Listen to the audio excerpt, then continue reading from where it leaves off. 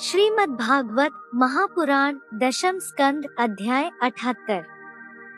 दंतवक्त्र और विदुरथ का उद्धार तथा तीर्थ यात्रा में बलराम जी के हाथ से सूत जी का वध। श्री शुकदेव जी कहते हैं, परीक्षित शिशुपाल, शाल और पौंड्रक के मारे जाने पर उनकी मित्रता का ऋण चुकाने के लिए मूर्ख दंतवक्त्र अकेला ही पैदल युद्ध भूमि में आ धमका। वह क्रोध के मारे आग बूला हो रहा था। शस्त्र के नाम पर उसके हाथ में एकमात्र गदा थी, परंतु परीक्षित लोगों ने देखा वह इतना शक्तिशाली है कि उसके पैरों की धमक से पृथ्वी हिल रही है। भगवान श्री कृष्ण ने जब उसे इस प्रकार आते देखा, तब झटपट हाथ में गदा लेकर वे रथ से कूद पड़े। फिर जैसे समुद्र के तट की भूमि उसके ज्वार भाटे को आगे बढ़ने से रोक देती है, वैसे ही उन्होंने उसे रोक दिया। घमंड के नशे में चूर करुष्णरेश दंतवक्त्र ने गदा तानकर भगवान श्री कृष्ण से कहा, बड़े सौभाग्य और आनंद की बात है कि आज तुम मेरी आंखों के सामने पड़ गए। कृष्ण, तुम मेरे मामा के लड़के हो, इसलिए तुम्हें मारना तो नहीं चाहिए, परंतु एक तो तुमने मेरे मित्रों को मार डाला है और दूसरे एक मुझे भी मारना चाहते हो। इसलिए मतिमंद, आज मैं तुम्हें अपनी वज्र कर्कश गदा से चूर चूर कर डालूंगा। मूर्ख, वैसे तो तुम मेरे संबंधी हो, फिर भी हो शत्रु ही, जैसे अपने ही शरीर में रहने वाला कोई रोग हो। मैं अपने मित्रों से बड़ा प्रेम करता हूँ, उनका मुझ पर ऋण है। अब तुम्हें मारकर ही मैं उनके ऋण से उऋण हो सकता हूँ। जैसे महावत अंकुश से हाथी को घायल करता है, वैसे ही दंतवक्त्र ने अपनी कड़वी बातों से श्री कृष्ण को चोट पहुंचाने की चेष्टा की और फिर वह उनके सिर पर बड़े वेग से गदा मारकर सिंह के समान गरज उठा। रणभूमि में गदा की चोट खाकर भी भगवान श्री कृष्ण तत्समस नहीं हुए। उन्होंने अपनी बहुत बड़ी कौमुद की गदा संभालकर उससे दंतवक्त्र के वक्षस्थल पर प्रहार किया। गदा की चोट से दंतवक्त्र का कलेजा फट गया। वह मुंह से खून उगलने लगा। उसके बाल बिखर गए, भुजाएं और पैर फैल गए। निदान निष्प्राण होकर वह धरती पर गिर पड़ा।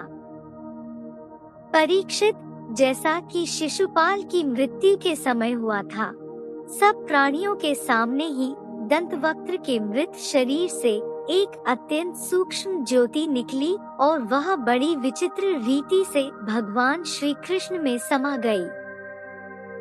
दंतवक्त्र के भाई का नाम था विदुरथ। वह अपने भाई की मृत्यु से अत्यंत शोकाकुल हो गया। अब वह क्रोध के मारे लंबी लंबी सांस लेता हुआ हाथ में ढाल तलवार लेकर भगवान श्री कृष्ण को मार डालने की इच्छा से आया। राजेंद्र, जब भगवान श्री कृष्ण ने देखा कि अब वह प्रहार करना ही चाहता है, तब उन्होंने अपने छुरे के समान तीखी धार वाले चक्र से किरीट और कुंडल के साथ उसका सिर धड़ से अलग कर दिया। इस प्रकार भगवान श्री कृष्ण ने शाल, उसके विमान सौभ, दंतवक्त्र और विदुरथ को, जिन्हें मारना दूसरों के लिए अशक्य था, मारकर द्वारकापुरी में प्रवेश किया। उस समय देवता और मनुष्य उनकी स्तुति कर रहे थे। बड़े बड़े ऋषि मुनि, सिद्ध गंधर्व, विद्याधर और वासुकी आदि महानाग, अप्सराएं, पितर, यक्ष, किन्नर तथा चारण उनके ऊपर पुष्पों की वर्षा करते हुए उनकी विजय के गीत गा रहे थे। भगवान के प्रवेश के अवसर पर पूरी खूब सजा दी गई थी और बड़े बड़े वृषणवंशी यादव वीर उनके पीछे पीछे चल रहे थे। योगेश्वर एवं जगदीश्वर भगवान श्री कृष्ण इसी प्रकार अनेकों खेल खेलते रहते हैं, जो पशुओं के समान अविवेकी हैं। वे उन्हें कभी हारते भी देखते हैं, परंतु वास्तव में तो वे सदा सर्वदा विजयी ही हैं। एक बार बलराम जी ने सुना कि दुर्योधन आदि कौरव पांडवों के साथ युद्ध करने की तैयारी कर रहे हैं। वे मध्यस्थ थे, उन्हें किसी का पक्ष लेकर लड़ना पसंद नहीं था, इसलिए वे तीर्थों में स्नान करने के बहाने द्वारका से चले गए। वहां से चलकर उन्होंने प्रभास क्षेत्र में स्नान किया और तर्पण तथा ब्राह्मण भोजन के द्वारा देवता, ऋषि, पितर और मनुष्यों को तृप्त किया। इसके बाद वे कुछ ब्राह्मणों के साथ जिधर से सरस्वती नदी आ रही थी उधर ही चल पड़े। वे क्रमशः पृथुदक, बिंदुसर, कृतकूट, सुदर्शन तीर्थ, विशाल तीर्थ, ब्रह्म तीर्थ, चक्र तीर्थ और पूर्व वाहिनी सरस्वती आदि तीर्थों में गए। परीक्षित तदनंतर यमुना तट और गंगा तट के प्रधान प्रधान तीर्थों में होते हुए वे नैमिषारण्य क्षेत्र में गए। उन दिनों नैमिषारण्य क्षेत्र में बड़े बड़े ऋषि सत्संग रूप महान सत्र कर रहे थे। दीर्घकाल तक सत्संग सत्र का नियम लेकर बैठे हुए ऋषियों ने बलराम जी को आया देख अपने अपने आसनों से उठकर उनका स्वागत सत्कार किया और यथा योग्य प्रणाम आशीर्वाद करके उनकी पूजा की। वे अपने साथियों के साथ आसन ग्रहण करके बैठ गए और उनकी अर्चा पूजा हो चुकी। तब उन्होंने देखा कि भगवान व्यास के शिष्य रोमहर्षण व्यास गद्दी पर बैठे हुए हैं। बलराम जी ने देखा कि रोमहर्षण जी सूत जाति में उत्पन्न होने पर भी उन श्रेष्ठ ब्राह्मणों से ऊंचे आसन पर बैठे हुए हैं और उनके आने पर न तो उठकर स्वागत करते हैं और न हाथ जोड़कर प्रणाम ही। इस पर बलराम जी को क्रोध आ गया। वे कहने लगे कि यह रोमहर्षण प्रतिलोम जाति का होने पर भी इन श्रेष्ठ ब्राह्मणों से तथा धर्म के रक्षक हम लोगों से ऊपर बैठा हुआ है, इसलिए यह दुर्बुद्धि मृत्युदंड का पात्र है। भगवान व्यासदेव का शिष्य होकर इसने इतिहास, पुराण, धर्म शास्त्र आदि बहुत से शास्त्रों का अध्ययन भी किया है, परंतु अभी इसका अपने मन पर संयम नहीं है। यह विनयी नहीं, उद्दंड है। इस अजातितात्मा ने झूठ मूठ अपने को बहुत बड़ा पंडित मान रखा है। जैसे नट की सारी चेष्टाएं अभिनय मात्र होती हैं, वैसे ही इसका सारा अध्ययन स्वांग के लिए है। उससे न इसका लाभ है और न किसी दूसरे का। जो लोग धर्म का चिन्ह धारण करते हैं परंतु धर्म का पालन नहीं करते, वे अधिक पापी हैं और वे मेरे लिए वध करने योग्य हैं। इस जगत में इसीलिए मैंने अवतार धारण किया है। भगवान बलराम यद्यपि तीर्थ यात्रा के कारण दुष्टों के वध से भी अलग हो गए थे, फिर भी इतना कहकर उन्होंने अपने हाथ में स्थित कुश की नोक से उन पर प्रहार कर दिया और वे तुरंत मर गए। होनहार ही ऐसी थी।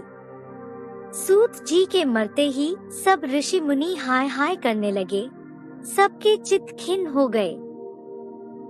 उन्होंने देवाधिदेव भगवान बलराम जी से कहा, प्रभु, आपने यह बहुत बड़ा अधर्म किया। यदुवंशी रोम ने सूत जी को हम लोगों ने ही ब्राह्मणोचित आसन पर बैठाया था और जब तक हमारा यह सत्र समाप्त न हो तब तक के लिए उन्हें शारीरिक कष्ट से रहित आयु भी दे दी थी। आपने अनजान में यह ऐसा काम कर दिया जो ब्रह्महत्या के समान है। हम लोग यह मानते हैं कि आप योगेश्वर हैं, वेद भी आप पर शासन नहीं कर सकता।